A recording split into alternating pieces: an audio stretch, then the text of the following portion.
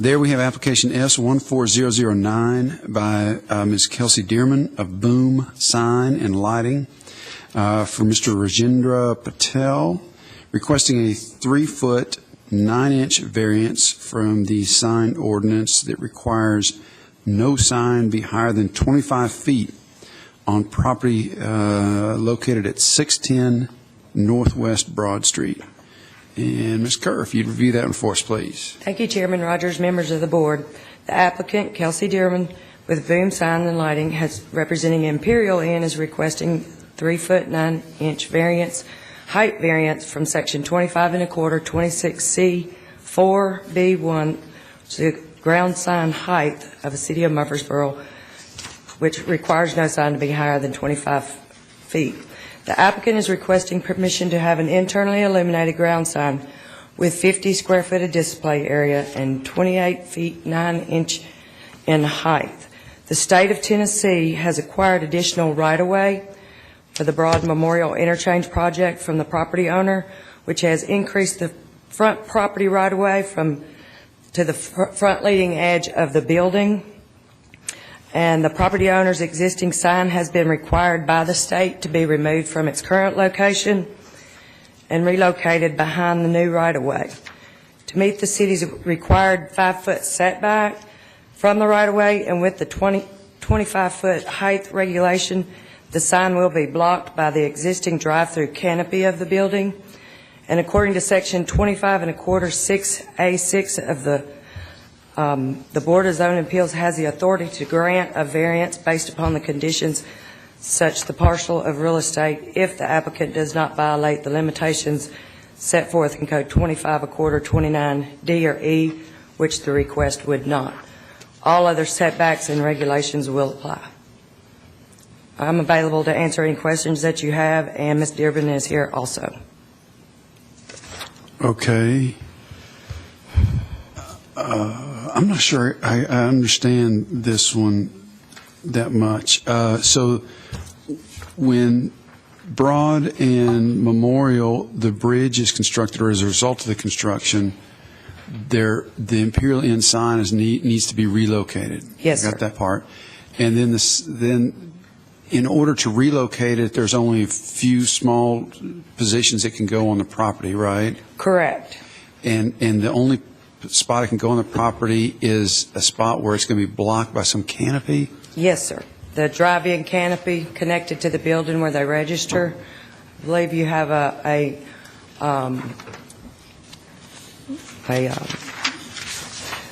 diagram in your packet that shows where the sign is going to be located, where it is located now, and where the new state right-of-way is going to run, and where the sign has to be located to be 5 foot off of that new right-of-way. And if the cable department could pull up the overhead, we can get that up on the screen. Chairman Rogers will see here in this exhibit, proposed sign location exhibit, the existing sign to be removed, which is in what is now the right-of-way of Northwest Broad Street, and then they have relocated the sign further back onto the property, and you'll see the outline of the building on that exhibit. If we could put that up on the screen.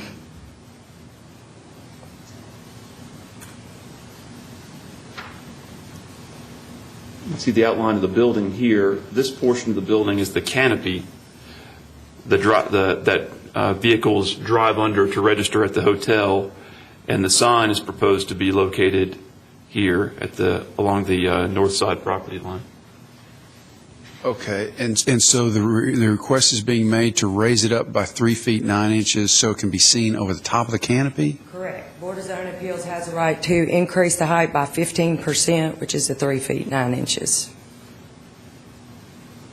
And that would be for traffic going, going Currently, northwest. the sign has vision coming from both directions, so we felt it was a hardship for them for it not to be able to be seen from the direction coming north on Broad Street. Okay. Any other questions for Ms. Carter? Chairman Rogers, also there is an exhibit that is not in your agenda packages, but is on the PDF in front of you. And you see the existing sign location is circled, and this kind of shows a little bit better the existing building from the air, and you see where the canopy is, which is right here, and the sign would be right here. Okay. All right, thank you. Let's see.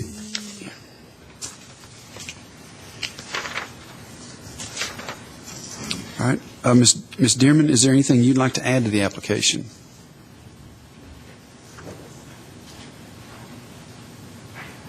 No, sir, I think that's it. Okay. Any questions from Ms. Dearman? All right, thank you. At this time, then, we'll conduct a public hearing. Anyone present wishing to speak for or against the application, if you would, please come forward. And seeing none, we'll declare the public hearing closed and open the floor for further discussions or motion.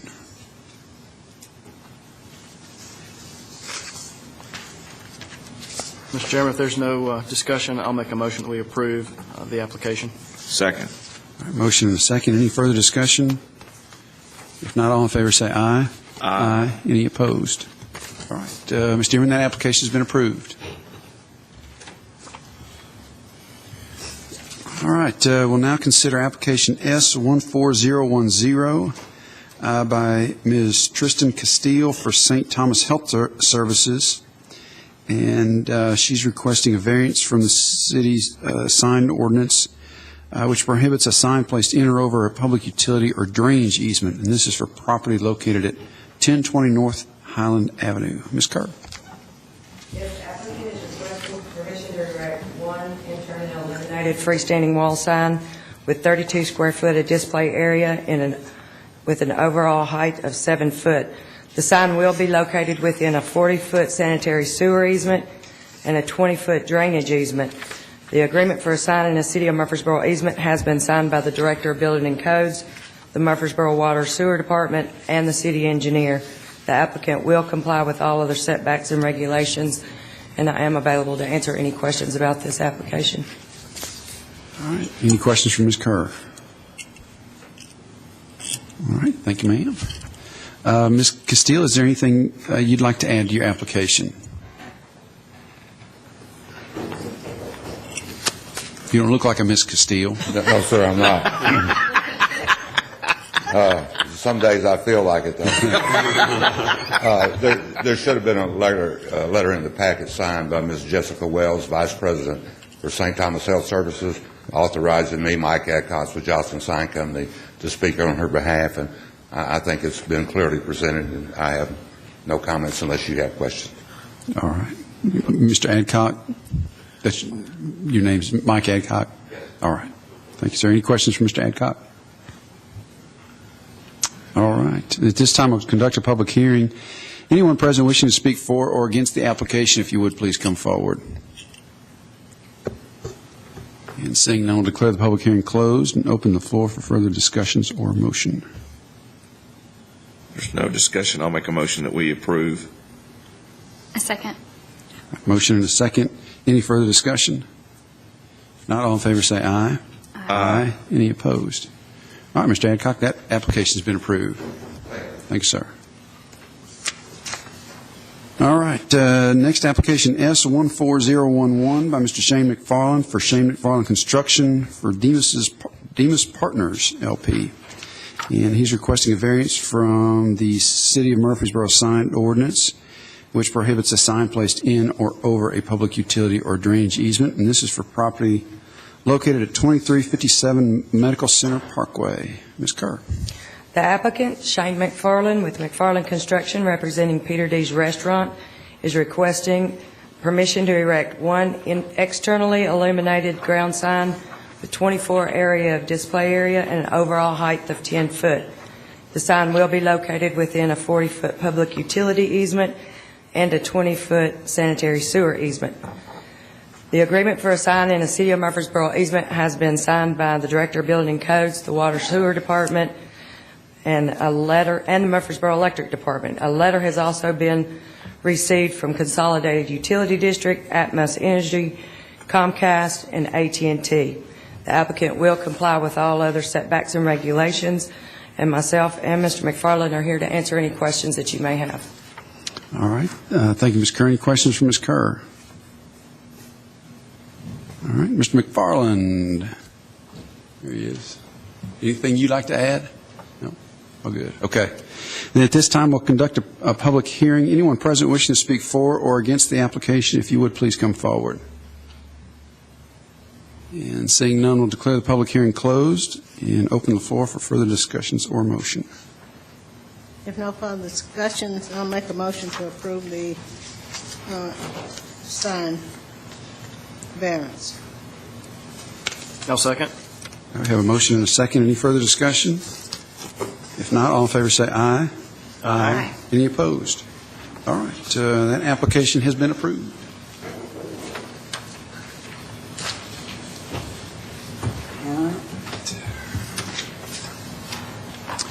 We'll next consider some variance requests, beginning with application Z14012 by Mr. Raymond Thomas.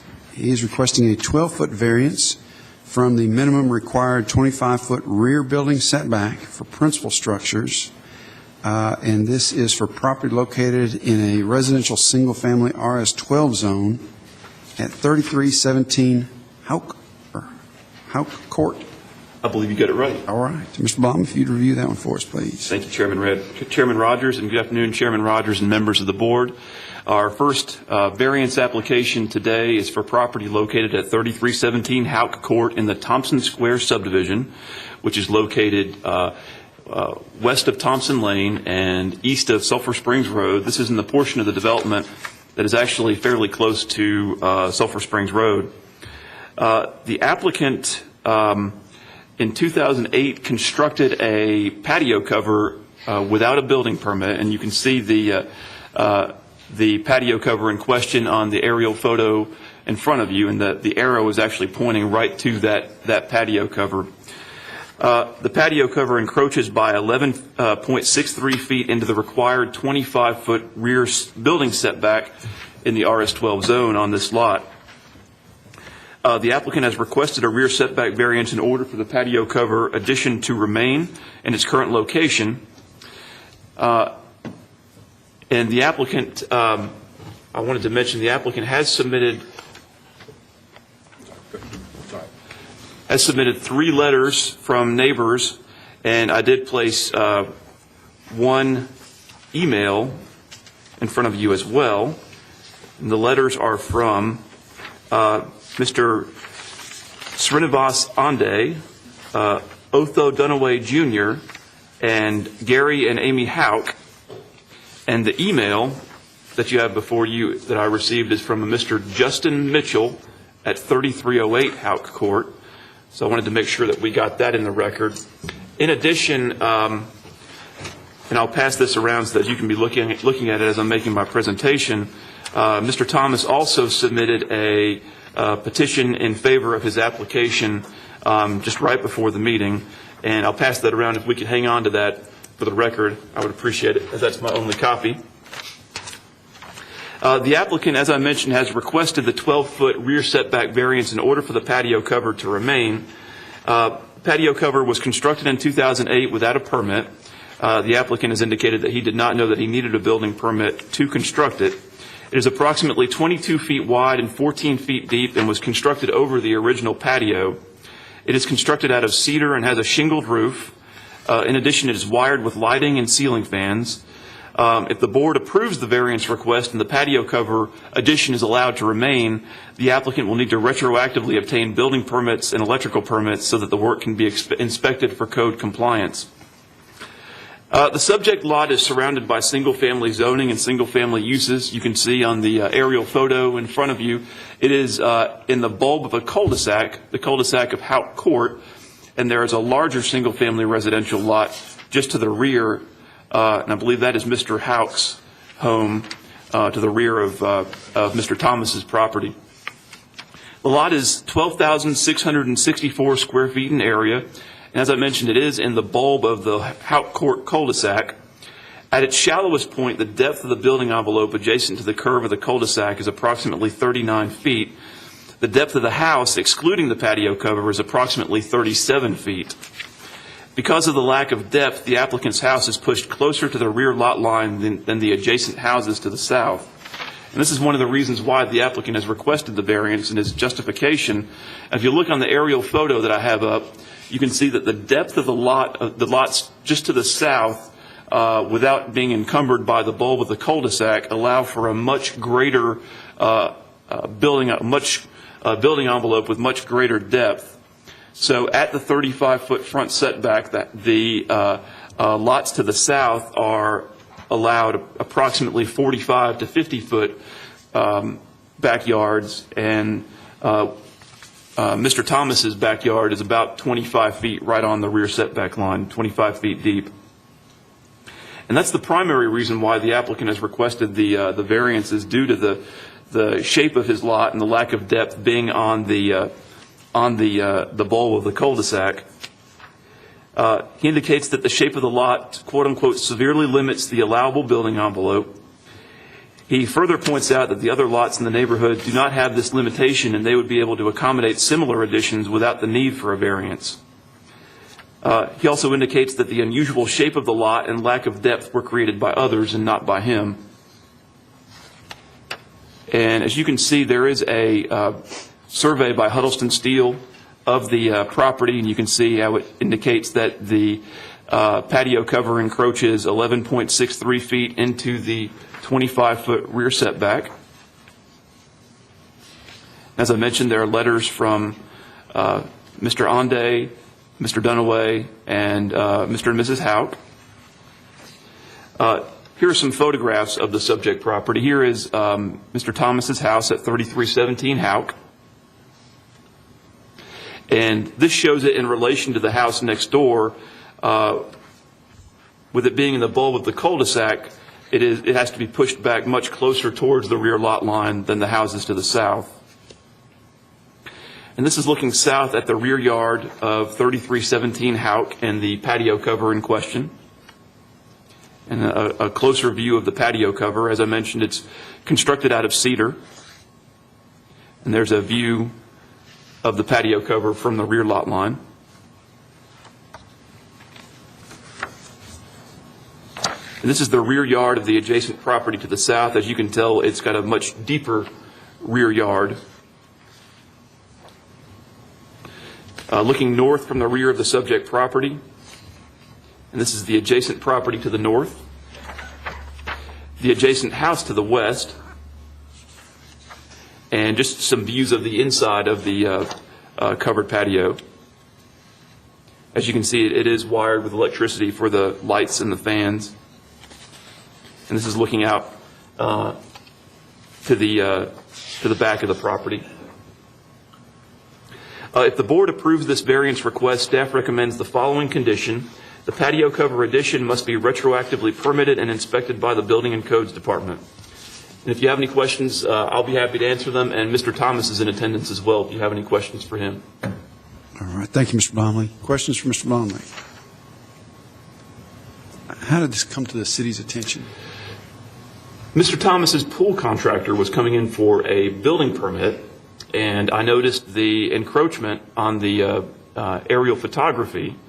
And one of the things that I look for when someone comes in for a permit is if there is an obvious violation that catches my eye, I'll look into it to see if it is a violation before I approve the permit. I looked into it, and there was no building permit and no variance approved, and it did appear to encroach into the setback. So I told Mr. Thomas that he would need to make application to the Board of Zoning Appeals before I would release the permit for his new pool. Okay.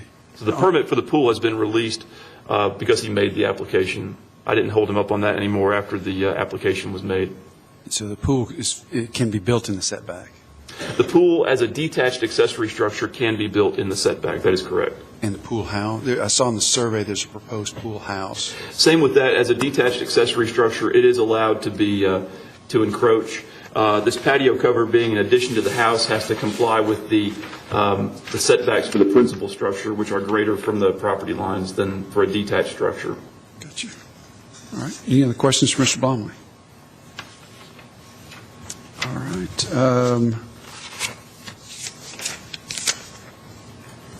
Mr. Thomas, is there anything you'd like to add to your application?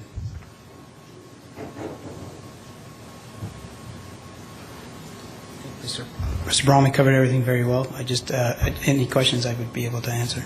All right. Any questions for Mr. Thomas? All right. Thank you, sir. Thank you. At this time, then, we'll conduct a public hearing. Anyone present wishing to speak for or against the application, if you would, please come forward.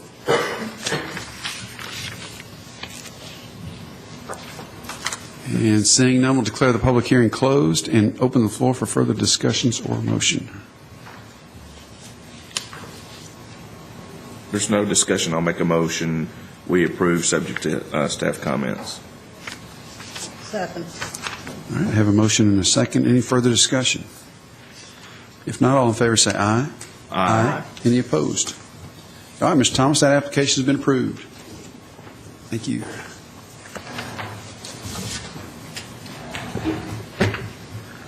All right, we'll now move on to a special use permit and height variance request. This is application Z14013 by Mr. Aaron Frampton of Jacobs Engineering Group for New Singular Wireless.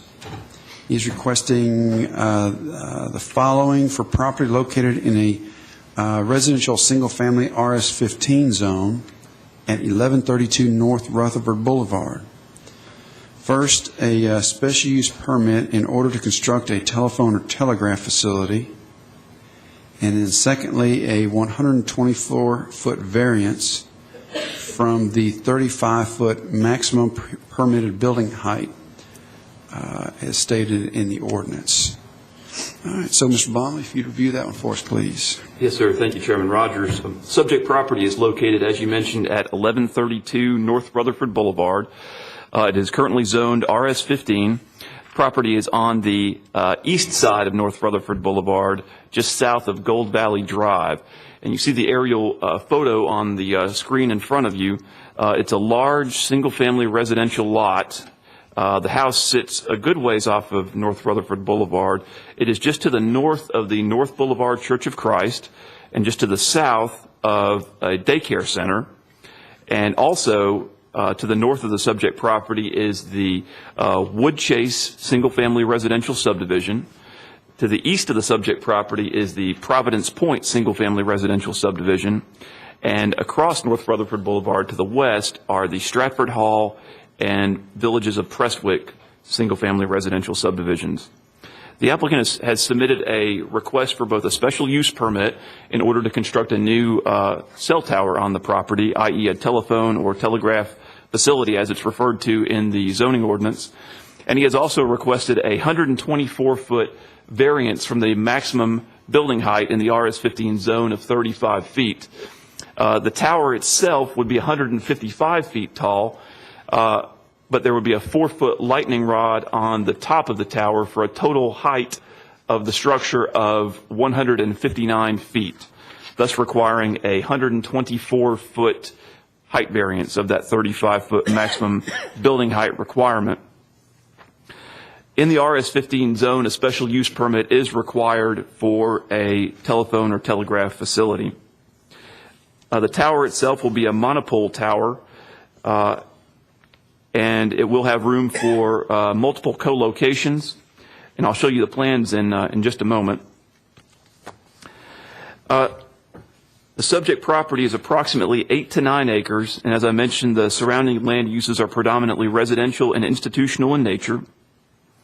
And in addition to the surrounding land uses that I mentioned previously, there is an existing cell tower that is just very slightly visible from the subject property. It is actually on a knob off of Halls Hill Pike, about a mile away. The proposed lease area will be 100 foot by 100 foot. And I'll show you the site plan. You'll see the site plan in front of you right now. The lease area will be 100 foot by 100 foot. Vehicular access to the tower will be via the existing residential driveway on the property. A 12-foot wide paved drive will be extended east to the proposed tower compound. The lease area will include a 60 by 75-foot fenced-in equipment area at the base of the tower, and that equipment area will hold the equipment cabinets and shelters and generators that will be needed for the carriers that will be mounted on the tower. An 8-foot-tall white vinyl privacy fence is shown around the lease area. The applicant has submitted a letter from an engineer indicating that the maximum fall zone radius of the tower is the height of the tower itself, or 159 feet. And I provided a copy of that letter to you. The one that was actually originally submitted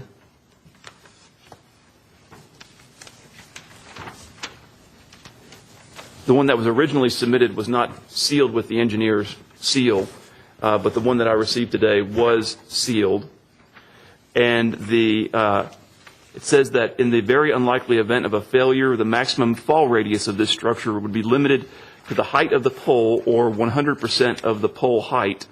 And I believe that, just to correct myself, the plans itself are showing a 155-foot fall zone radius because that is the height of the tower, excluding the lightning rod. So I believe that is what the the applicant's engineer is referring to when he says would be limited to the height of the pole. Is that correct? So they're indicating that the fall zone radius is 155 feet, and the plans indicate that the nearest property line is 161.4 feet, meaning that the fall zone radius of the tower would be located entirely within the subject property. There are a number of mature trees located along the eastern and northern property lines, and I'll pull the aerial photo back up. You'll see there is a stand of trees along the northern property line and along the, or a tree line along the northern property line and along the eastern property line adjacent to Woodchase and Providence Point. And there is also a kind of a grove or a stand of trees near the rear property line as well. A portion of those trees are proposed to be removed in order for the tower compound to be constructed, but the ones closer to the rear would remain and not be disturbed.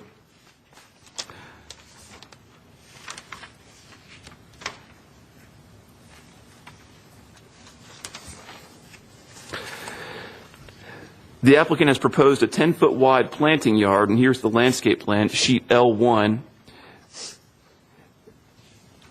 And these plans, I did lay out the revised plans in front of you, so you do have a copy of that. It's the stapled set of 11 by 17 plans. The applicant has proposed a 10-foot wide planting yard around the 60 by 75-foot equipment area, and on the revised plans, they are labeling that as a type B buffer. And the reason why staff urged them to commit to a buffer was because the landscaping that is outside of the lease area, the applicant really has no control over. So while that the existing tree line is good to help mitigate the impact of the compound on the adjacent properties, there's no guarantee that those trees outside of the lease area will be preserved in the future. And this would put a permanent requirement that there be a buffer on the around the tower site. And as I mentioned before, he also is proposing an 8-foot tall white vinyl privacy fence. With respect to the standards for special use permits for telephone transmission towers, the applicant has not yet received approvals from all applicable state and federal agencies and has requested BZA approval contingent upon evidence of these approvals being submitted to the city prior to the issuance of the building permit. According to Mr. Chad Gerke, the city's airport manager, the proposed tower will require FAA notification and approval.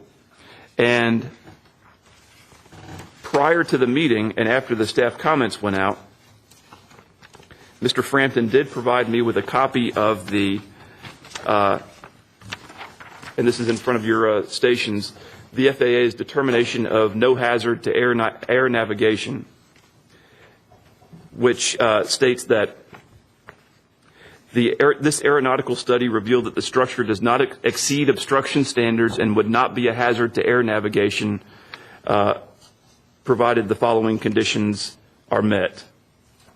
And it goes on to state that it is required that the notice of construction be filed with the FAA upon construction.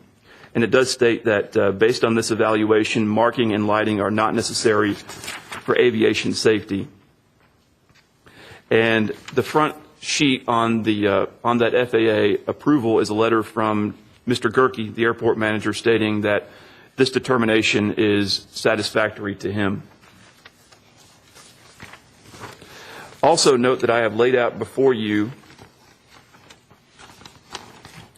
a letter from, or an email from Mr. Frampton from this morning that I've highlighted, confirming that there will be no lighting on the tower, and it is highlighted. Mr. Gerke has also indicated to staff that the proposed tower will be below the horizontal surface of the airport overlay zone. And the applicant has indicated that he and his client are willing to comply with any restriction placed by the BZA on the paint color of the tower. And also, the applicant has met all of the minimum setback requirements. With respect to the height variance, the applicant indicates in his letter to the board that the height of the tower is needed in order to provide coverage and to accommodate additional carriers. Page S1 in the plans shows an elevation of the proposed tower. As you can see, it is a monopole with the antenna mounted at the top. The antenna are not proposed to be flush mounted. They are more of a traditional design. And page S4 shows the proposed 8-foot vinyl privacy fence. Now, the applicant has addressed the revisions that staff indicated needed to be done prior to the meeting. One thing that I did want to point out with regards to the third bullet point in my staff comments, the Fire Marshal's office has reconsidered this comment, and the proposed Hammerhead fire truck turnaround on site is adequate for the fire department's needs. And they are not going to require the applicant to have a larger Hammerhead turnaround. The applicant has submitted propagation maps showing the North Rutherford Boulevard area before, and if we could bring those up, please.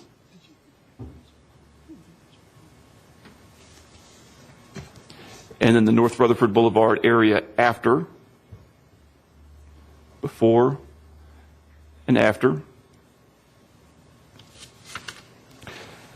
And one thing that I did want to mention to get on the record, you'll see in your application materials that there is a letter from an adjacent neighboring property owner who lives in California, so that she could not be here at the meeting. Her name is Jacqueline Summers. And I wanted to get on the record that her letter has been received and provided to the Board of Zoning Appeals members. It is in your agenda packages. Now I'll show you some photographs of the subject property. This is 1132 North Rutherford Boulevard, the subject property as viewed from Rutherford. And this is a photograph of the existing tower to the east located off of Halsell Pike. This photograph is really zoomed in. As I mentioned, it's about actually a mile away from the subject site. This is looking north at the adjacent daycare center, looking south at the adjacent North Boulevard Church of Christ property, the entrance to the Prestwick subdivision across Rutherford, looking across North Rutherford Boulevard, and looking north down North Rutherford Boulevard. This is the rear of the existing house and garage on the subject property. The proposed tower location is about 300 feet to the rear of the existing garage building. And this is looking at the rear of the subject property towards where the tower will be located from directly behind the garage. And this is looking towards the rear of the property and the Providence Point subdivision, which is just over that tree line. This is looking south toward the rear of the North Boulevard Church of Christ property. This is the existing tree line along the rear property line. And the stand of trees near the rear of the property that I mentioned before, a portion of those trees will be coming down with the tower compound construction. And these next few photographs are looking north toward the Wood Chase subdivision.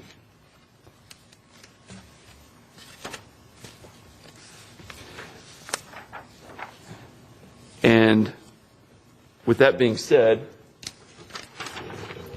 a separate motion will be required for each request.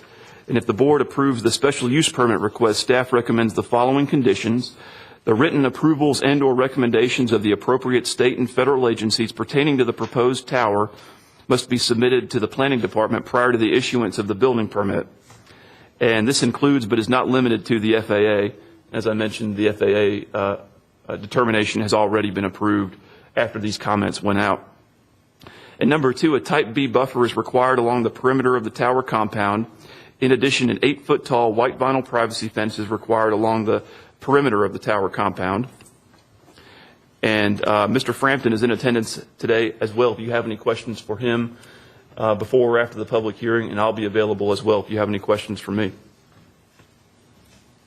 All right, thank you, Mr. Blomley. Questions for Mr. Blomley? Mr. Blomley, you mentioned there's a cell tower on Halls Hill Pike, and this letter dictates, if I could find it somewhere, that the nearest area or tower that they could co-locate is 2.1 miles away from the needed coverage zone. How far away is the Halls Hill Pike tower from this location? It's approximately 1 mile. And Mr. Frampton could do a better job answering this question than I could. It may be that there is no capacity on that tower. Okay, and Mr. Frampton, if you'll address that, and then I also know that because I live in this area, there's also another tower located on Brown Drive or near Old Ascasas Road. So if you could address that one also. Be happy to, yes, sir. Matthew, I was wondering if it would be possible for you to put the maps up of the search ring. Sure. In your packets, you should have a copy of this. This is actually the search area that our site acquisition people, and he is in attendance today, Mr. Stephen Kopelman. This is the search area that we are required to locate this tower in order to fill that coverage gap. So there are no other co-location opportunities in that area. You can see, I hope it's sort of self-explanatory. On the right, you see the key where I've tried to make it very simple in terms of how we looked at different properties inside that search ring and how we arrived at the property that we did. Matthew, if you could go to the next screen. Here is a map that we have put together. You see the little highlighted the little dots with the highlighted numbers underneath of them. Those are the other towers in the area. They're not necessarily AT&T towers. They could be owned by any number of other companies. But you do see our search ring. It's only 0.2 miles in diameter. So none of those other towers would be able to serve us to fulfill this gap in coverage. I mean, I'm no engineer, but how could your tower be limited in scope to that specific area? Well, it gets into engineering, and I'm not an engineer, but I can tell you the basics. It's about capacity. Now, okay. Right now, could you go back to the coverage maps? You want the propagation map? Yes, please.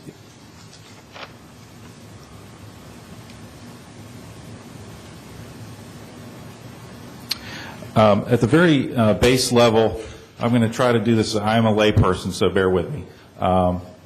At the very base level of spectrum, there's a limited amount of capacity that each spectrum has. That's basically a frequency. The lower the frequency, the farther the broadcast area. When that gets used up, the provider tries to deliver another frequency level so that it can And it gets spin. used up by the number of users in that area? Yes, sir. Okay. Yes, sir. So this is, so if you went out there, you probably could make a phone call. Right. But it's possible you could have problems if you were using GPS or any high bandwidth type of device. Okay. These maps indicate that this is an area that's lacking that next upgrade of coverage, so that if it would lose capacity faster than areas that are already being serviced. And just to finish that final point I was trying to make is, when you go up in frequency, you have a shorter range, and that answers your question. It doesn't expand as far. So that's why you can have towers farther apart just for simple things like voice. But once that gets used up, you have to add more locations closer together to get those higher spectrums. Okay, and I do understand what you're saying. It's just my simple mind is that we could have a tower every mile, but I get what you're saying here, or 0.2 miles. And I would like to add that AT&T's preference is almost always to co-locate. It's easier. It's the folks that have a tower are eager to accommodate someone that wants to co-locate on it. We're doing many co-locations in the area, in the county, and neighboring counties, and that's our first preference. And not only just on towers, we also look for other tall structures, church steeples. When we find certain structures of that nature, we'll refer those to our RF engineers and say, hey, is this high enough in the right position? Is the elevation of the land? And they look at all of those factors, elevation, obstructions, to determine if it can fill that coverage gap. In the slide with the before and after, I brought that up. I was looking at them in the two different sheets. If we could bring the... Yeah, that one might be more helpful, actually, if you could do that. Yeah, this one is different than the other one in the fact that I've actually put the actual search ring on there so that you can actually see, for scale purposes, that 0.2 mile radius search ring and how it's how it will affect the after effect.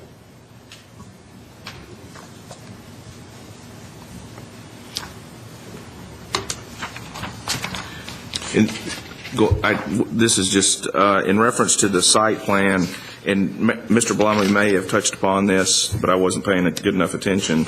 In one of the views, it indicates that the road off of the property owners, of course, the access is to Rutherford Boulevard. I actually know the property owner here, but anyway, off of his driveway, in one of these site plans, it indicates gravel, and then another one, it indicates paved. So which is it? I think Matthew has indicated to us that it's required to be paved. That's correct. Okay. And if that's, I don't have it in front of me, but if that's a typographical error, we'll be happy to condition that. Yeah, there's one that's indicated as sheet 1 of 2, which indicates gravel, and then you have another one that's indicated as C1 that shows it as paved. Just so you... Mr. Halliburton, we will require it to be paved to meet our minimum requirements. All right. We have no problem with that. That's all I got, Chairman Rogers. Okay. Mr. Frampton, the height of the tower, it's necessary, or I guess the question is, why is it necessary? Why is it required to be so high? Well, so high. Let me just first say, again, I'm not an engineer.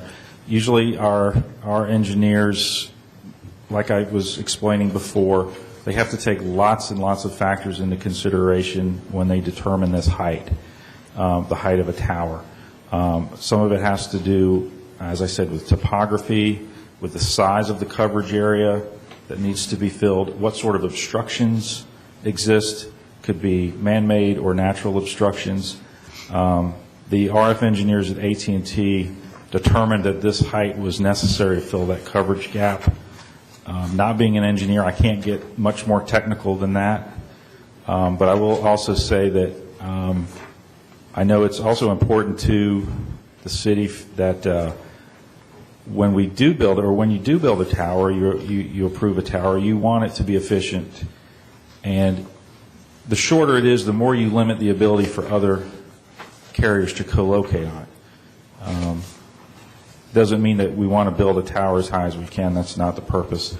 But obviously, being able to provide 3 additional carrier locations is important as well. Okay. Let's talk a little bit about the antenna itself. It's not a stealth or flush-mounted antenna. Yes, sir. A flush mount antenna, Matthew worked with us extensively on this, and he was very helpful in advising us.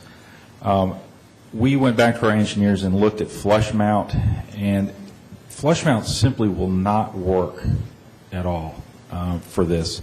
The amount of equipment, the amount of antennas that needs to be at that height would have to be divided up vertically along the tower to get it all on there.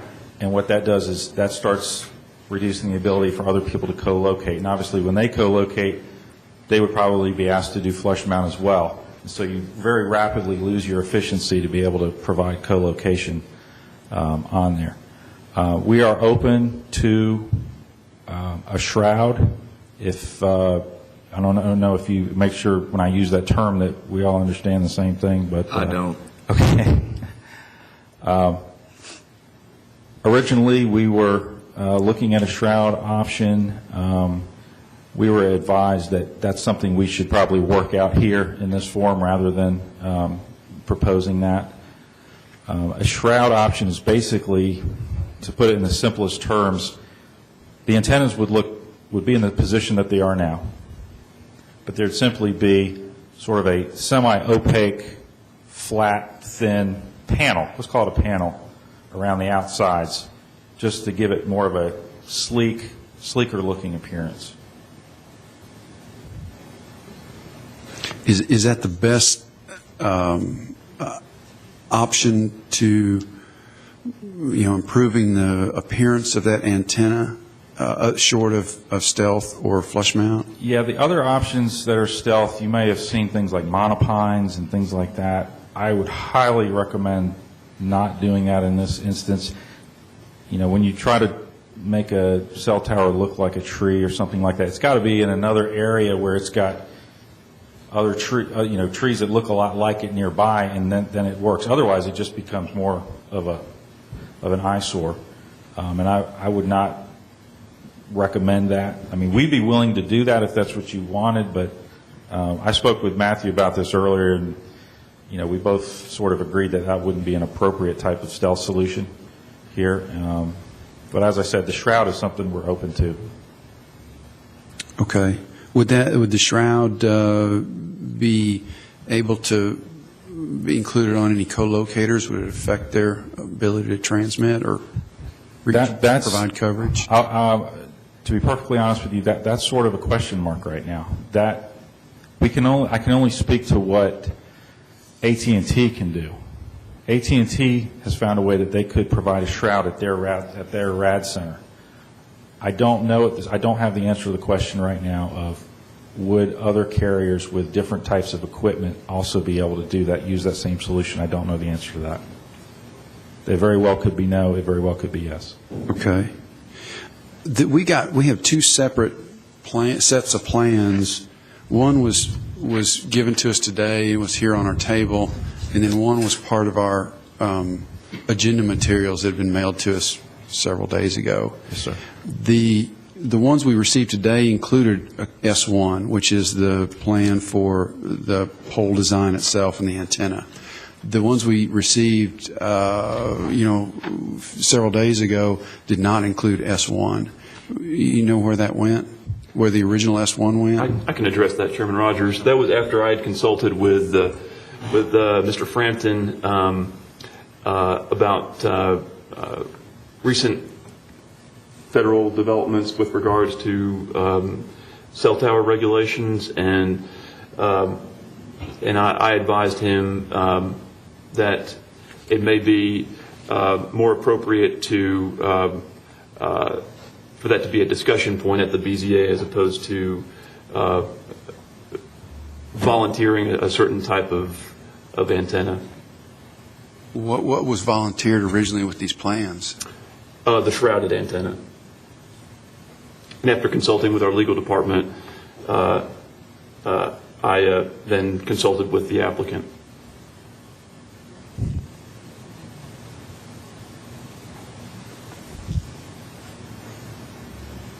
Okay. All right. Thank you, Mr. Frampton. Any other questions for Mr. Frampton? If you have any, I'd just like to give you the opportunity, if you wanted me to respond to any of the items from the opposition's letter, I'd be happy to do that. I just want to make sure I have time to do that if there are any questions on that. Okay. Yeah, we may call you back up on that in just a minute. We'll go ahead and conduct our public hearing. Anyone present wishing to speak for or against the application, if you would, please come forward.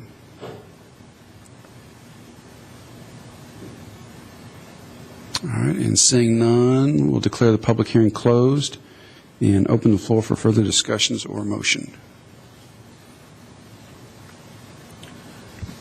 Mr. Blumley, I'm going to have to go back to Chairman Rogers' question regarding the S1 being there or not being there. I got a little lost there as to, so they came up with the shroud, but the thought process is we need to have that discussion as part of this meeting. Well, Mr. Halliburton, when Mr. Frampton initially contacted me about this tower site, it was back in the fall before the federal legislation or the federal regulations had been brought to my attention, and I was acting with, using past practices of staff in the BZA and how we like to see, how we've liked to see in the past towers be designed to be sensitive to their surroundings. Subsequently to that original discussion, Mr. Ives and I became aware of these federal regulations and of the FCC's interpretation of them, and thought it would be best and the applicant submitted his application with the shroud, and with it being uncertain as to whether or not we could require that of future co-locators and of replacement antenna, and with our legal department's opinion being that we likely could not, I contacted the applicant and put the ball in his court as to whether or not he would want to come back with a different antenna as opposed to the shroud. And he said that he did wish to do that. And so he provided us with what he actually desired in the revised plans. I now understand. Okay. Now, I apologize for any confusion there. Yeah.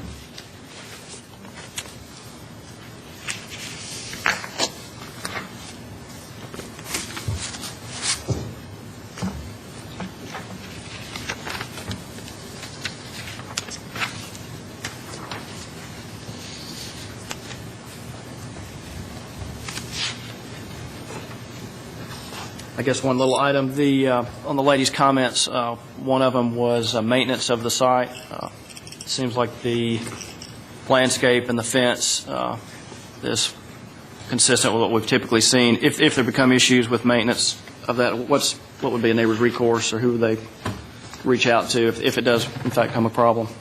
If the board does approve this with the requirement for the Type B buffer, then the landscaping will be required to be maintained perpetually with a bond.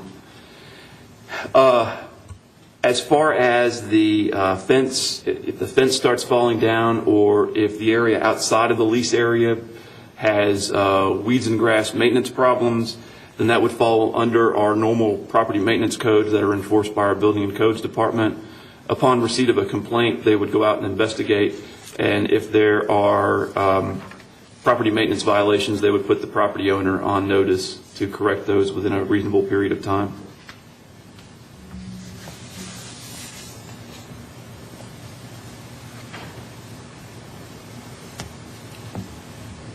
Thank you.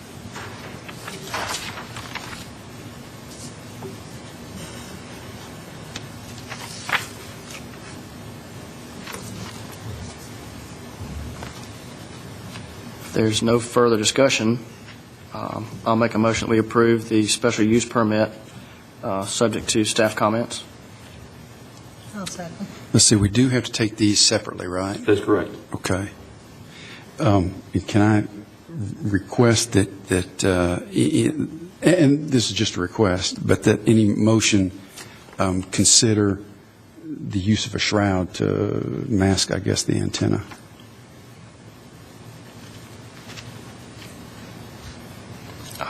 I don't know that I have a problem with the shroud. I do have some question and kind of see Matthew's logic, whether we like it or not. If we're going to shroud the top portion and then a co-locator, for instance, would not have to use the shroud, should that make any difference?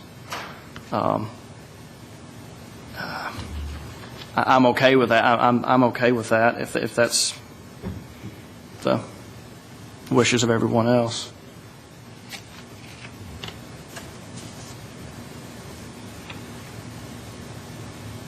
My second one based on that, because I thought we had kind of determined that that's the reason why that we changed it about the shroud, because of the co-locators later on having to have that. Seems like that would be a problem, so I'm sorry.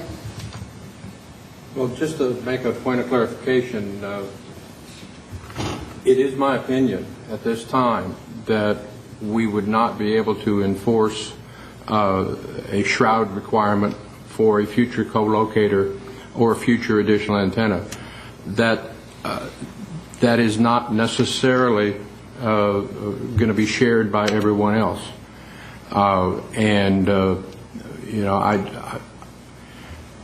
The discussion that we had over lunch about this was certainly not intended to be a decision about anything. It was a discussion of of some recent federal legislation and the result of a lawsuit in another jurisdiction. But I do believe that this board is free to impose certain reasonable restrictions on the appearance of the tower. Now, I'm not trying to argue with your second. I just want to make clear that it has not been finally determined that a future co-locator cannot be compelled to put on a shroud over the antenna. You as a board are free to require that at this application, and unless something changes in the law between now and then, probably when a co-locator should come along to put the same requirement on them. I think the legality of that will be questionable. Whether anybody would challenge it or not is another question. But this is an uncertain area, and my opinion is that a challenge would be successful on a co-location, not necessarily on this original tower. But that's my opinion, and you all are not absolutely bound by that. I can't tell you that this is the law of cell towers and you need to follow the law. This is my opinion of what the law will be. Again, now it's up to the five of you, and certainly free to make the decision as you see fit. And I do understand that the motion was as made was not to, at least as I understood it, was that it would not require a shroud, and I certainly took your second to be the same, and but it's certainly an appropriate point for you all to discuss. I'll start over if that clears it for everybody. Yeah, and just to make one more point of clarification, the lunch that I mentioned was a continuing education lunch about cell towers in general and about sites in general. This application was not before us during that conversation, and there was nothing discussed about or intended to be applied to this specific application. It was a general legal theory and legal principle discussion that you all, as your job now is to apply that as you see fit and as you understand it. Mr. Before y'all change your motion,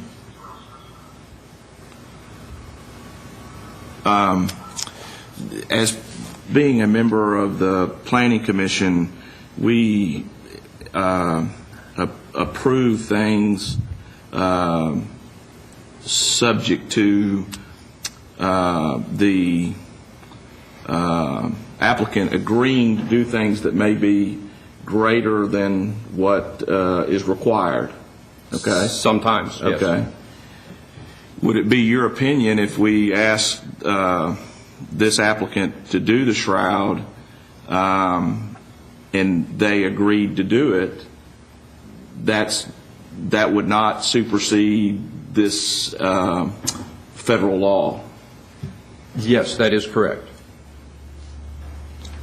And I think that the legal change has more to do with the co-location that may come in next week or next year, or if this applicant in the future, because of a technology change or whatever, wants to or needs to take this antenna down and replace it with another antenna.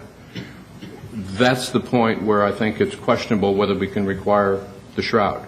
I think that requiring a shroud today, under my understanding of the current law, is an acceptable condition. It's something that the board can require today. It's an acceptable condition. I guess then, if we're addressing that today, so what would be the downside of at least getting a shroud on one of the 4 antennas? I mean, if that's the very least we can do permissibly, what's the downside to that? I mean, at least we've kind of mitigated 25% of it. And then I guess my second question is, if it was permissible, then why did you recommend that it be removed from the site, from the plans that we had? That was just so that it could be discussed at the meeting.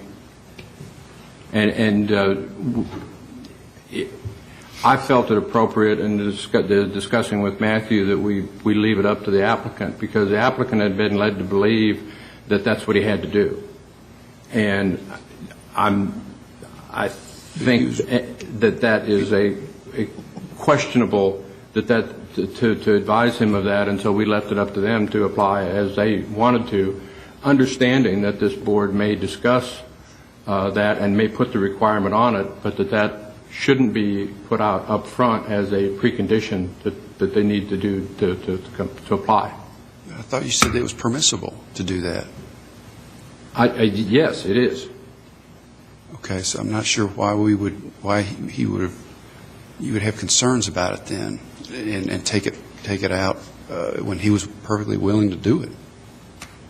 I mean, we're probably chasing our tail, but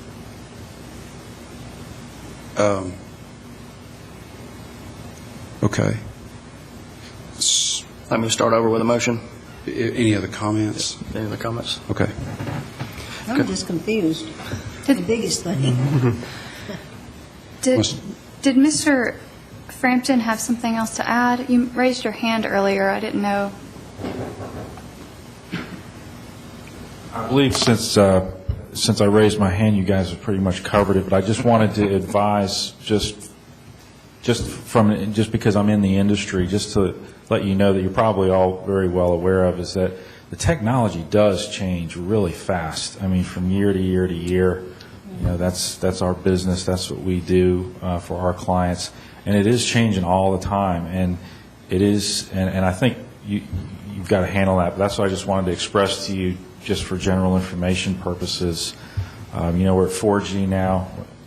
Maybe we'll be at 5G in 2 years, and then we'll be redoing lots of towers again, and there'll be new devices and things like that. But to use one thing called a shroud, that is X definition, that might work today, like the attorney said, might not work in a couple of years when the technology changes. So I just wanted to give you that information.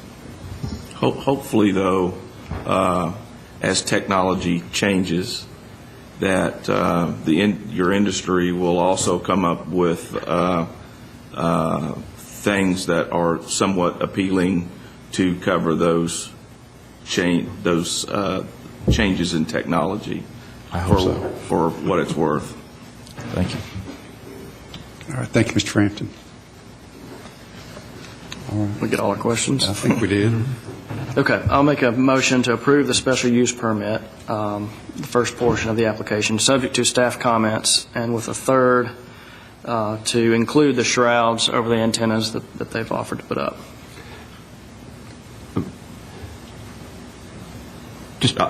I'm sorry, I didn't mean to interrupt. I was just going to second the motion because I wasn't sure if Ms. Mosby was. So I was looking at, were you going to say something? I just wanted clarification from my point of view as the person who will be administering the conditions in the future. Does that condition apply to just the applicant's antenna, or all future antennas on the tower?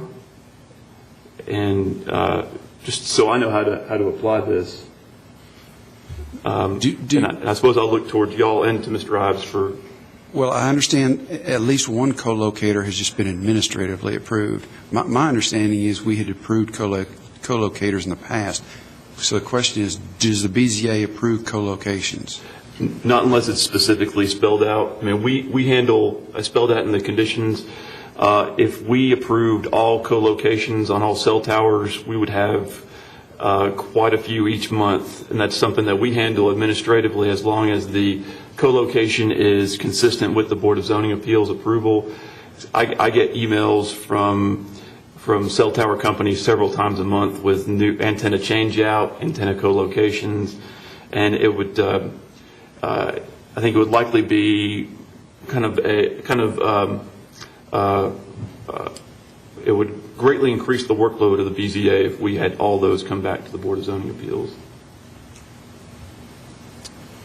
Okay. You know, it would be my opinion that I think this board is to act on applications and generally not make general policy. I know that there have been requirements of stealth towers and of certain types of antennas in the past, and there's also been applications where those were not required. So to some extent, those issues are site-specific, and what is required at one site may not be required the same at another site, and I would not think it'd be particularly appropriate for the board to issue a policy decision to say we're always going to require X or Y, because it is, this is a site-specific and an application-specific process.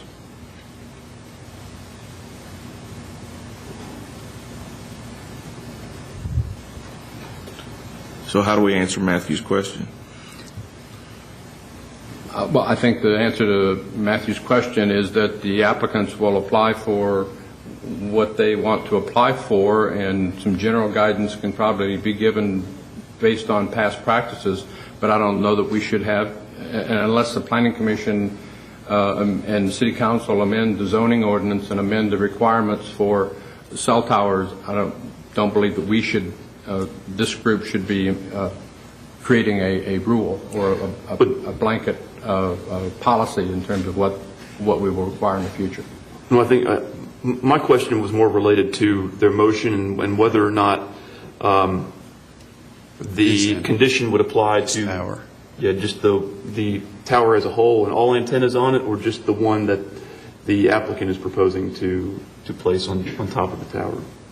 I mean, we have in the past, I know, put application, I wouldn't say by any stretch it's been consistent, but we have on some towers included a requirement that all co-locations be stealth or flush mount. Like I said, I don't know if we've done that on all. So when co-locators come to you, Matthew, then do you guys go back and look and see when the original poll was approved, what the conditions were at that time? Yeah, I'll pull the old file no matter how old it is. Okay. Okay. So it's our decision then, I guess what Ken was getting at is do we, at this point, put an additional condition on that makes some additional requirements for co-locators, or do we just leave that alone and let you all decide when the time comes? Fair. I think that is an appropriate question for you to answer as you choose. Well, again, I'm not an attorney. I'm not just a specific layman, but it sounds like that if we don't make the requirement, then they would have nothing to force their hand to have it there in the first place. So that being, and then if the applicant or the co-locator wants to take heed to that, then at that point we got to deal with that situation. But otherwise, if we don't make the requirement as part of this particular application, they don't have a leg to stand. I don't think they have a leg to stand on with respects to saying, hey, can you put a shroud on that? That's yes. Well, if the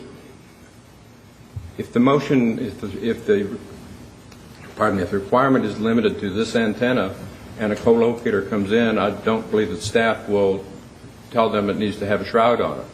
If you make it so that you want a shroud on this antenna and any others, then that's what staff will attempt to do. And if that's a problem, we may come back or but at least that would be the starting point. Okay. But it may be the interpretations of the law prevent that from being applied. It's my opinion that it would be, but that again, there's no. I'm not. You can't attempt it without the motion in there. That's true. We won't know if we won't know if we don't try, and the law may get clarified the way in accordance with my opinion, and it may get clarified some other way in the interim. Thank you. Clear as mud. Yeah. So is your motion then to require shrouds on? Third time a charm on the motion? It could be. We hope. I'll make a motion to approve the special use permit, Part 1 of the application, subject to the written staff comments and 2 additional. The first one being the use of shrouds, and then also that any co-locators use shrouds as well, as feasible. I'll second that motion. All right. Have a motion and a second. Any further discussion? All right. All in favor, say aye. Aye. Any opposed? All right, Mr. Frampton, that application has been approved, subject to. You got excuse me. We've still have the 124-foot variance from the 35-foot maximum permitted building height. If there's no discussion, I'll move to approve the 124-foot variance, subject to staff comments as they would apply to this, but I don't believe they do. Yeah, all the staff comments recommended were for the First. yes. So. I'll second. All right, motion and a second. Any further discussion? If not, all in favor say aye. Aye. Any opposed? All right, Mr. Frampton, now that application has been approved. Thank you. All right, next we'll consider a special use permit with a variance request, and this is application Z14014 by Mr. Jake Lloyd from Mid-America Distributors. He's making the following request for property located at 2510 South Church Street. First of all, special use permit in order to operate a seasonal fireworks stand. Second, a variance from the zoning ordinance which states that in commercial and industrial districts, temporary and accessory structures and uses except fences, walls, hedges shall comply with the same front, side, and rear setback as is required for the principal structure. And then finally, a 42-foot variance from the minimum required 42-foot front setback for a temporary structure, which would be the fireworks tent, in a commercial highway zone. The variance pertains to the 42-foot front setback adjacent to the Warrior Drive right-of-way. All right, Mr. Blomley, if you'd review that for us, please. Thank you, Chairman Rogers. And Mr. Lloyd is back, as he is every year. He's got 5 applications on today's agenda. This first one we're taking first because it has a variance component to it, as you mentioned before. This is the inaugural application for a seasonal fireworks retailer for this year. It is a subject property at the corner of Warrior and Church, the home to Bubba's Liquors and Discount Tobacco. The applicant has been approved at this location for a number of years in the past, and he is basically requesting an identical application as he has done in years past. The variance requests are due to the location of the tent. Back in 2012, we determined that the property lines had been incorrectly identified on the tax maps and on the GIS systems in the past, and the property line actually caused the tent to be within the 42-foot front setback requirement, as you can see on the site plan, the aerial photograph on the screen. In the past 2 years, the applicant has been approved for the special use permit and both variance requests to allow the tent to be located in the 42-foot front setback along Warrior Drive. As you can see on the aerial photo, even though it is within the 42-foot front setback along Warrior Drive, that property line does a sharp turn, and the tent is actually about, I would say, 20 feet or so further back from Warrior Drive than the actual apartment building just to the west. A separate motion is required with each request, and if the board approves the special use permit request, and I will go over the first 5 conditions just once. Certification should be submitted that the tent is flame resistant or treated to be flame resistant. Number 2, a fire extinguisher should be kept on site at all times. Number 3, the city's fireworks ordinance should be posted on site. Number 4, no fireworks are to be set off on site. Number 5, the site must pass an electrical safety inspection prior to opening for business, and an electrical permit must be purchased from the Codes Department. The tent must meet all minimum building setback requirements for the CH zone, with the exception of the front setback along Warrior Drive, and a tent permit must be obtained from the Codes Department. All weeds and grass growing up through the existing gravel must be removed and or killed, and the applicant may need to add gravel or smooth out the existing gravel surface subject to the approval of the planning staff. Prior to erecting the tent, the applicant must have the water line that is located on the subject property field located, and no tent stakes will be allowed within 10 feet of the marked water line, and no vehicular access will be allowed to Warrior Drive. And I did want to point out, with regards to condition number 8 in the water line, we did have a little bit of an issue last year. Some tent stakes were placed within 10 feet of the water line. Fortunately, to my knowledge, there was no damage done to the existing water line on that property, and so I would like to reinforce to the applicant that he and his tent company need to be extra careful to make sure those tent stakes are not within 10 feet of that marked water line, because we do not want to have a damaged public water line on that property. With that being said, I'll be happy to answer any questions before or after the public hearing, and Mr. Lloyd is in attendance. All right. Thank you, Mr. Blomley. Any questions for Mr. Blomley? All right. Mr. Lloyd, anything you'd like to add to the application? I marked it clearly last year, and they. If you want to come up here so we can catch you on the record. This could be the first time we've ever actually heard from you, I think. You've heard from me before, I think. Last year, I had called Tennessee One Call, and they came in and they marked that line. And I had very explicit directions. I had arrows. not inside here or here on the gravel, I think they just blatantly said, we're going to put the stake where we want. So I will make sure and talk to them. I did my due diligence, just short of, I guess, going out there and physically watching them do it. But I will do my best to make sure that they understand that there's to be 0 stakes inside of that area. You've heard of the captain of the ship doctrine? You know about the captain of the ship? Yeah. You got to be the captain of the ship, and if it requires you standing out there watching them do it, I know. You got to do it. I know. That's what I'm thinking I may have to do. All right. All right, then, at this time, we'll conduct a public hearing. Anyone present wishing to speak for or against the application, if you would, please come forward. And seeing no one, declare the public hearing closed and open the floor for further discussions or motion. No further questions. I'll make a motion to approve, subject to the staff's recommendations and the conditions.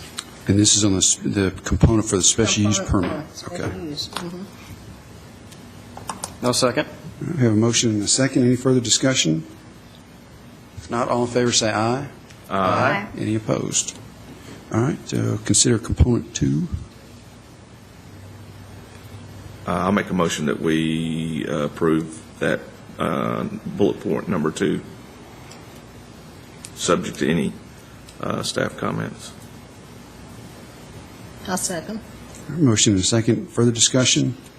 If not, all in favor say aye.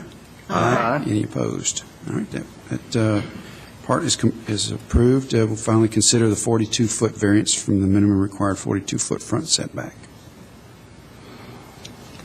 I move to approve the 42-foot variance, which would be component number 3 of this application. Second. All right, motion and a second. Any further discussion? All in favor say aye. Aye. Any opposed? All right, Mr. Lloyd, that one's been approved.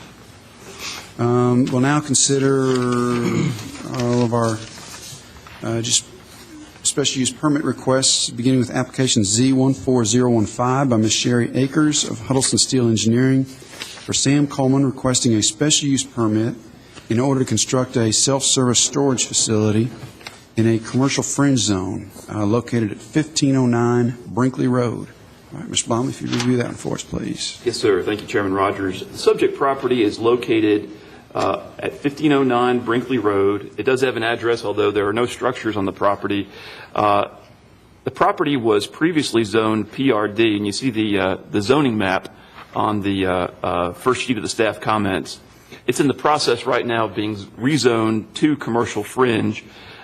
In fact, it's past third and final reading, and will become effective on March 28th, which is Friday. So while it's shown as PRD on the zoning map in front of you, it's actually zoned, or actually will be zoned commercial fringe effective on Friday.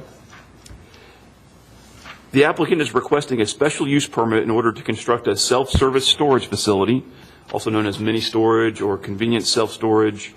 The site itself is approximately 10.52 acres, and the applicant would like to construct a maximum of 98,880 square feet of storage space and office in numerous buildings. The office would be only about 1,050 feet. The property to the west is zoned RS12 and is developed with the Princeton Oaks subdivision. You can see the aerial photo. We can put that up. The Princeton Oaks subdivision directly to the west. To the south is a large single-family residential lot, as well as the Meadowland subdivision, which is which enters in off Brinkley Road. The Wilkerson Trace subdivision is across Brinkley Road and to the southeast, and then there is a large large undeveloped area zoned commercial fringe directly across the street from the subject property. Further to the north is a small commercial area at the intersection of Manson and Brinkley, developed with a BP gas station and as well as a Dollar General on the east side of Brinkley Road. And then there are several predominantly undeveloped parcels directly to the north. As I mentioned, there will be, the total building square footage will be 98,880 square feet. It would include an office at the front of the site. And you have the most recent plans in front of you, the big 24 by 36 sheet. And you'll see the small office at the front of the site with some parking, as well as buildings around the entire perimeter. What they wanted to do was try to create essentially a fortress effect to where all of the items that are stored outdoors at the self-storage facility, such as boats, RVs, camping trailers, would be interior to the site and would be shielded from the adjacent property owners by buildings themselves. And you can see on the site plan, the area for boats and RVs is towards the back of the property itself. According to the project architect, the office building will consist of brick and cast stone, and we have building elevations. You'll see here is a look of the office, brick and cast stone, while the storage buildings will consist of split face and colored concrete masonry in colors to match the office building. And there is a view of the storage building elevations. And this is what you would see if you were an adjacent property owner to the south or to the north. It would be the wall of the building as opposed to looking at RVs or boats stored on the interior of the property. Access from the site will be a single driveway off of Brinkley Road. Brinkley Road is a substandard 2-lane roadway. It is on the city's major thoroughfare plan as a future 5-lane roadway, and the applicant will be expected to dedicate right-of-way for and participate in future improvements to Brinkley Road in a matter yet to be determined by the city engineer. You'll notice that one of the comments was with regards to deficient parking in the original site plan that is in your agenda packages. The applicant has included more of a conceptual parking layout in the new concept plan, and that more conceptual layout is showing the intent to comply with the minimum 20 parking spaces for the amount of square footage that he is proposing, but the exact design of the parking lot has not been determined yet. The applicant's letter does address the standards for self-service storage facilities. The additional standards require certain activities to be prohibited in storage facilities, and she and her client are committing to not allowing those activities. The plan shows a landscape buffer along the north, south, and west property lines adjacent to the property zoned residential. A Type D buffer is required by the zoning ordinance since this property is zoned commercial fringe, and the applicant is showing space for the planting of a Type D buffer along those property lines. And as I mentioned, there will be an area for boat and RV storage, and the zoning ordinance does require a 10-foot landscape strip along the front property line, which she is committing to. However, the revised plans with the parking lot does show that the front parking space does encroach into that 10-foot planting yard. So I wanted to say that if the board approves this request, staff recommends the following conditions, and I'm going to add one recommended condition to the one that's listed in my staff comments. Number one, the rezoning of the subject property to CF must become effective. And two, the landscape strip or perimeter planting yard along the front property line shall not be less than 10 foot per the requirements of the zoning ordinance. And here are some photographs of the subject property. Looking at the subject property from Brinkley Road, as you can see, it's currently undeveloped. Looking towards the adjacent property to the north, the adjacent property to the south, the entrance to the Wilkerson Trace subdivision to the southeast. Looking across Brinkley Road, there's Wilkerson Trace in the background, and then undeveloped commercial property in the foreground. And then looking north down Brinkley Road towards those commercial uses at the intersection with Manson Pike. With that being said, I'll be happy to answer any questions. Ms. Akers and Mr. Coleman are both here. Do you have any questions for them? All right. Thank you, Mr. Blomley. Any questions for Mr. Blomley? All right. Ms. Akers, anything you want to add to the application? Or Mr. Coleman? No, I don't have much to add. Matthew's been a great presentation. additional questions, we'll be happy to answer them. We also have the architect here if you have any specific questions regarding the architectural renderings. All right. Any questions from Ms. Akers? Mr. Blomley mentioned that this 10-foot span across the width of the property that backed up to the... Yeah, we'll revise it so that it's not encroaching. No, I was asking about the building. There's a building that's 10 feet by, I don't know. 250. 250. Is that like a parking garage? Is that what that, or is that just a brick fence? I'm trying to see where you're... At the South. At the southern border, there you have the 10-foot drainage easement. The that 15-foot, building, yes. And then there's the building. Mm-hmm.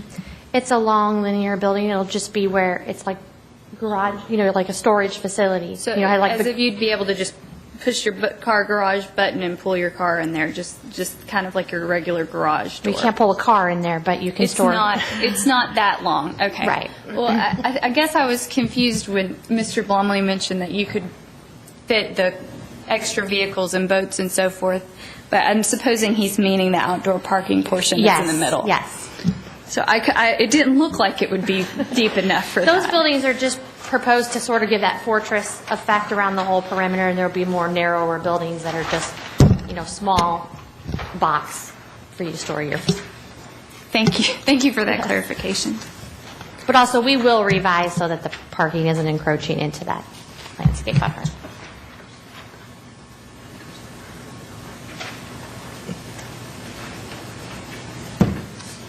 All right. Then at this time, if that's all the questions, at this time we'll conduct a public hearing. Anyone present wishing to speak for or against the application, if you would, please come forward. Seeing none, we'll declare the public hearing closed and open the floor for further discussions or motion. If there's no discussion, I'll make a motion that we approve the application subject to staff comments, the ones here in the agenda materials in Matthew's edition. Second. All right, motion and a second. Any further discussion? Not all in favor, say aye. Aye. Any opposed? All right, Ms. Akers, that application has been approved.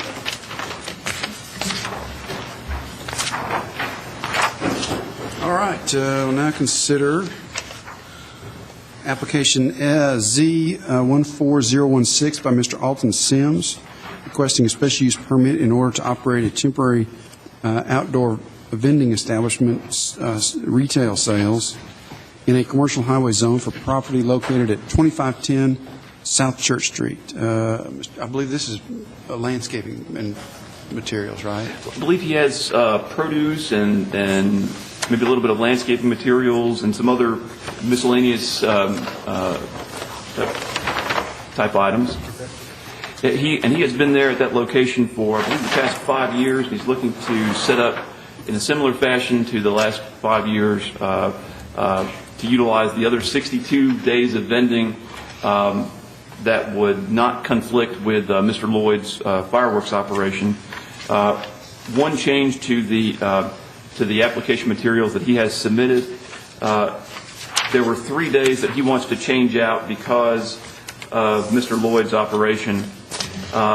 He is looking to not, and you have the calendar that he submitted, he's looking to change the days that are marked on June 20th, 21st, and 22nd, which 2 of those days conflict with days that Mr. Lloyd can have his tent up, and he would like to relocate those days to August 3rd, September 14th, and October 19th.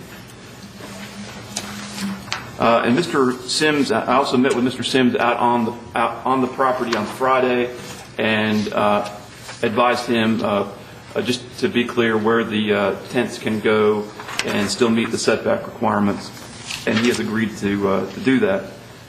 If the board approves this application, staff recommends the following conditions. The time period of operation will be from May 2nd, 2014 until October 31st, 2014, on the days indicated on the submitted calendar with the changes that I've mentioned today. Number 2, all tents must comply with the minimum 42-foot front setbacks and the required 20-foot rear setback. Number 3, the tents must be removed from the property at the end of each business day. And number 4, no products may be displayed in the public right-of-way.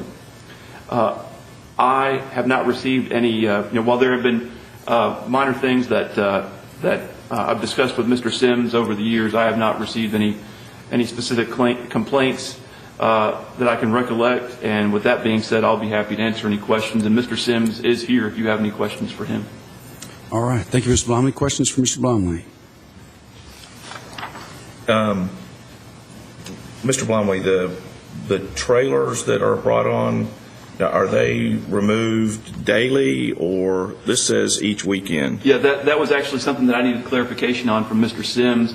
I think it was a copying error from a previous application in which he was made aware that he needed to remove them daily, and he did verbally reinforce to me that he would remove those daily. But that is, the reason for condition number 3 is just to make that clear that they must be removed at the end of each day. And has that been the normal practice? Yes, I believe so.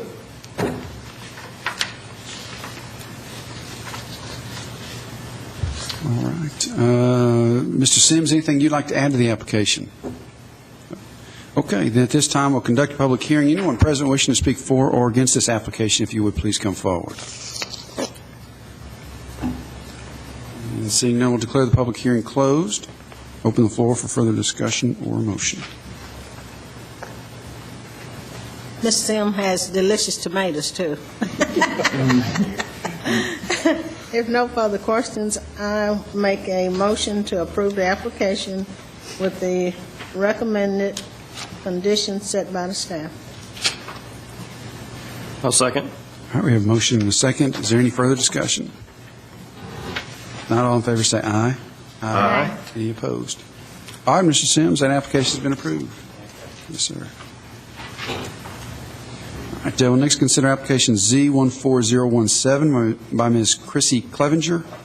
She is requesting a special use permit in order to operate a temporary food sales, I think it's shaved ice, maybe. That's correct. Shaved ice in a commercial highway zone for property located at 1911 through 2047 Old Fort Parkway. Mr. Blomley. Thank you, Chairman Rogers. This is another repeat application. Ms. Clevenger is looking to basically set up in an identical fashion to the way that she has set up since 2006, and we are not aware of any complaints that we've received regarding her operation. She does have the drive-through, and I think it's a testament to her business that during the summertime on the weekend that drive-through is always pretty busy. I've seen quite a number of cars there, and I know she does good business over there. If the board approves this application, and that is not to say that not that I haven't tried it myself. If the board approves this application, staff recommends the following conditions. The proposed trailer must pass an electrical safety inspection prior to beginning operation, and the electrical permit must be purchased from the Building and Codes Department in order to obtain this inspection. And number 2, the time period of operation will be from April 26th until August 31st. This is the only remaining site where vendors can be approved for greater than 70 days, and that sunset provision lasts until 2017. So her slightly over 4-month time period is within what the zoning ordinance will allow for this site. All right. Thank you, Mr. Blomley. Questions for Mr. Blomley? If not, Ms. Clevenger, anything you'd like to add to the application? All right. At this time, we'll conduct a public hearing. Anyone present wishing to speak for or against the application, if you would, please come forward.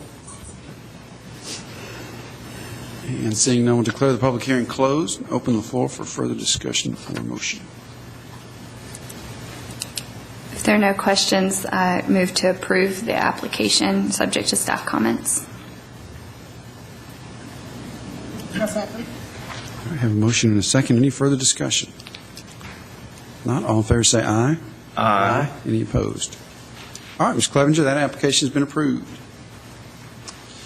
Now we'll next consider 1, 2, 3, 4, 5, 6 firework applications. First one being application Z14018 by Mr. Wesley Reed for TNT Fireworks. He's requesting a special use permit in order to operate a fireworks retailer in a commercial highway zone located at 125 John R. Rice Boulevard. Mr. Blum. Thank you, Chairman Rogers. And let me first start off by saying that I've put Mr. Reed before Mr. Lloyd because he's got a longer drive to get home. So thanks for being patient with us, Mr. Lloyd. With regards to this application, it's another repeat application. This is one that we've seen every year since 1997, with the exception of 2004. It's at the Sam's Club, and this is identical to in years past. I won't read the first 6 conditions because they are recommended conditions because they are repeat conditions. Number 7, however, tent stakes penetrating the surface of the parking lot will not be allowed within 10 feet of the existing water line on site. Mr. Reed has indicated that they will not use stakes. I don't think that Sam's Club lets them use stakes, but in the event that there is a change to that policy and they do want to use stakes, did want to get it on record that they should not be within 10 feet of that existing water line. With that being said, I'll be happy to answer any questions. All right. Thank you, Mr. Blomley. Questions for Mr. Blomley? All right. Mr. Reed, anything you'd like to add to the application? Okay. At this time, we'll conduct a public hearing. Anyone present wishing to speak for or against this application, if you would, please come forward. And seeing none, declare the public hearing closed. Open the floor for further discussion or motion.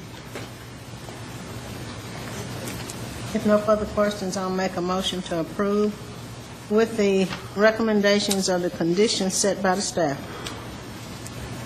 I'll second. Motion and a second. Any further discussion?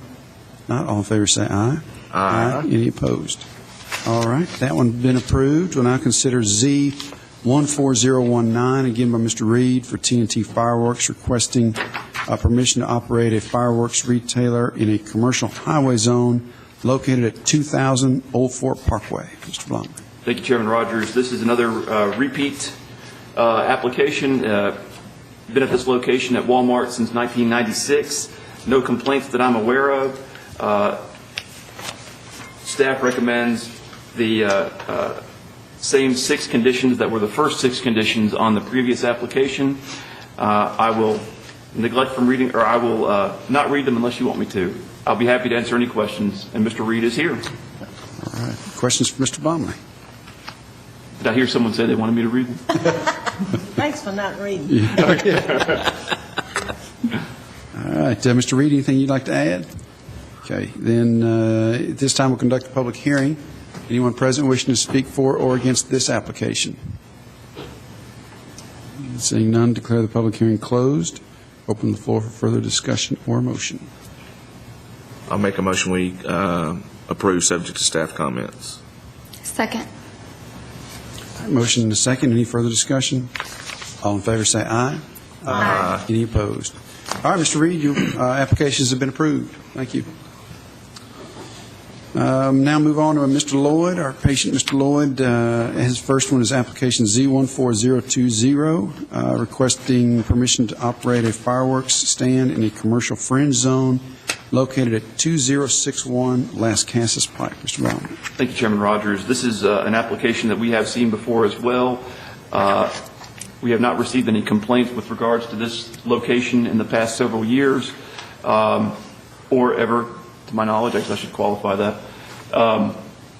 One thing that I always want to mention with this application is the tent is wedged right in between 2 restaurants that sell alcohol for on-site consumption. There's Don Ramon's and the former location of, I believe there was a Japanese restaurant, is being built out as Big Earl's Grub and Pub, and I believe Big Earl's has made application for a beer permit, and so it will be located right in the middle of those 2 establishments, just barely over 250 feet from both locations. And so Mr. Lloyd, as always, will have to do a very accurate job of locating the tent so that he does not violate that 250-foot restriction.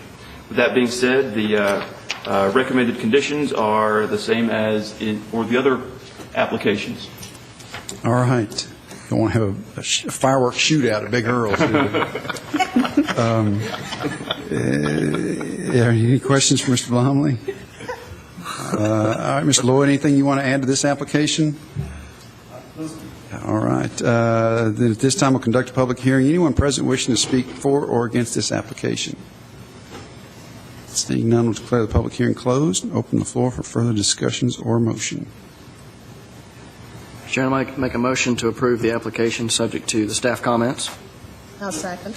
Motion and a second. Any further discussion? All in favor say aye. Aye. Any opposed? All right, that one's been approved. We'll now consider Z14021, begun by Mr. Lloyd, requesting permission to operate a fireworks stand in a commercial highway zone for a property located on the southeast corner of Southeast Broad Street and Kensington Square Court. Mr. Blomley. Thank you, Chairman Rogers. Subject property, this is another repeat application. Mr. Lloyd has made application for this ever since 2001. It's a grandfathered gravel bending area that, once again, the sunset provision on the gravel does not go into effect until 2017, so there are still a few years left on this particular site.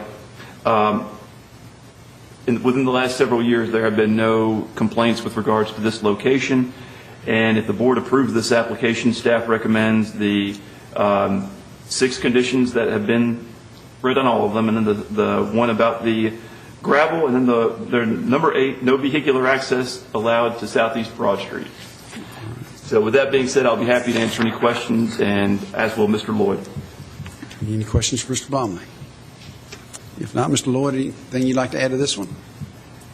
All right. Then at this time, we'll conduct a public hearing. Anyone present wishing to speak for or against this application? Seeing none, we'll declare the public hearing closed. Open the floor for further discussion or motion. I'll make a motion we approve subject to staff comments. Second. Motion and a second. Further discussion? If not, all in favor say aye. Aye. Any opposed? All right. Now consider application Z14022 by Mr. Jake Lloyd, requesting permission to operate a fireworks stand in a commercial highway zone located at 2449 Old Fort Parkway. Mr. Blomley. Thank you, Chairman Rogers. This is the second year that Mr. Lloyd has proposed a tent in this particular location. It's not the first year that he's proposed a tent on this site, but the first year in this location in the parking lot. Last year was the first year, and to my knowledge, we did not have any issues with this tent.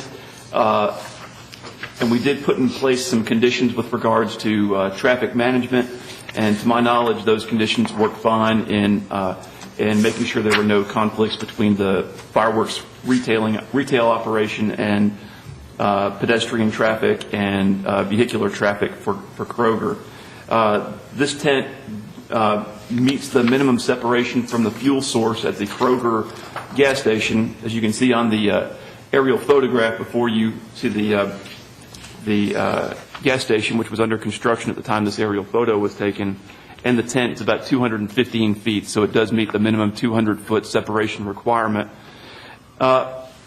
With that being said, if the board approves this request, staff recommends the following conditions, the 6 standard conditions, and then number 7, 1 Type 3 barricade must be installed to the north of the tent, and 1 must be installed to the south of the proposed tent. The barricades must be in place for the duration of the selling season, and those Type 3 barricades will keep vehicles from entering into the driveway aisle where the tent will be located. Number 8, the tent must be located a minimum distance of 20 feet from the east-west driveway aisle just to the north of the proposed tent.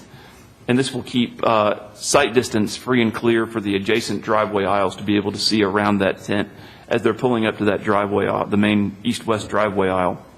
And number 9, the area around the tent must be cordoned off as shown on the site plan, and this is for the safety of the pedestrians and of the people using the seasonal fireworks tent.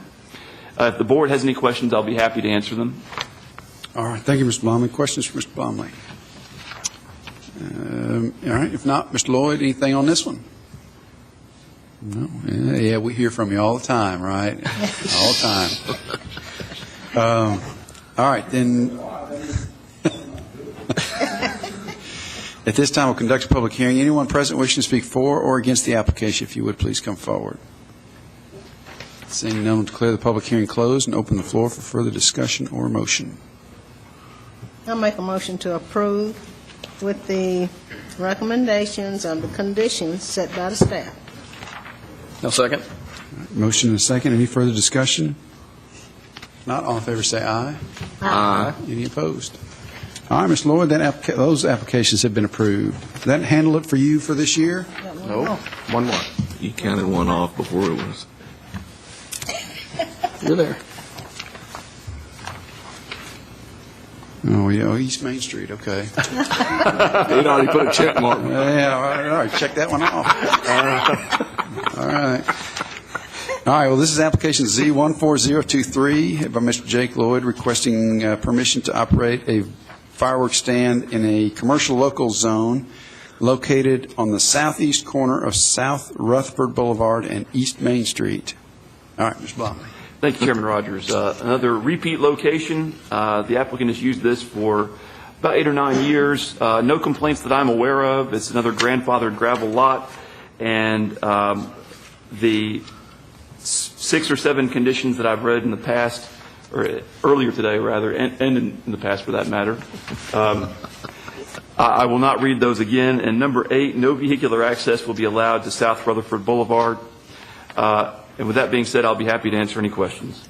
All right, any questions, Mr. Blomley? All right, Mr. Lloyd? I will. All right. I was just going to say I appreciate your time and to answer your question. I might be back with one other location. You know, we had a memorial that closed on, they're building a Walmart there. Trying to come up with a solution as a replacement place for that, which I may have, but I'm waiting to hear back from the owner. But unless I can find one there, this will be it. So anyways, I appreciate y'all's always helping me out. All right. Well, thank you, sir. This time, then, we'll conduct a public hearing. Anyone present wishing to speak for or against this application? Seeing none, we'll declare the public hearing closed and open the floor for further discussion or motion. I'll make a motion we approve, subject to staff comments. I'll second. All right, motion and a second. Any further discussion? All in favor, say aye. Aye. Any opposed? All right. I think that is the last one, right? All right. They've all been approved. A good deal. Thank you, Mr. Lloyd. All right. We'll now consider staff reports and other business.